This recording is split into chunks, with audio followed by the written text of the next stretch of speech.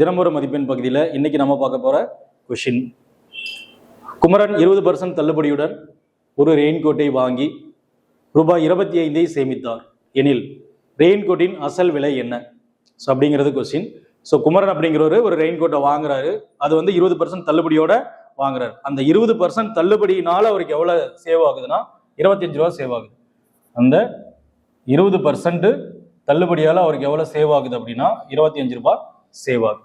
Okay, அப்படின்னா அந்த ரெயின்கோட்டோட அசல் விலை என்ன அப்படின்னு அவர் கேட்கிறார். அப்போ அந்த ரெயின்கோட்டுடைய அசல் விலை என்ன? அப்போ அந்த ரெயின்கோட்டோட அசல் விலை என்னவா? அதாவது 20% அப்படிங்கிற 25 ரூபாய் அப்படின்னா அந்த 100% அப்படிங்கிறது தான் அதோடைய அசல் விலையா இருக்கும். அப்போ 20% 25 ரூபாய் அப்படின்னா 100% எவ்வளவு? அப்போ எக்ஸ் ஈக்குவல் டு 100 பெருக்கல் 25 டிவைடட் பை 20. ஸோ 100ல் 20 பார்த்தோம்னா 5 டைம் இருக்கும். ஸோ 5 × 25 125. ஸோ அந்த ரெயின்கோட்டோட அசல் விலை எவ்வளோ இருக்கும் அப்படின்னா 125 இருக்கும்.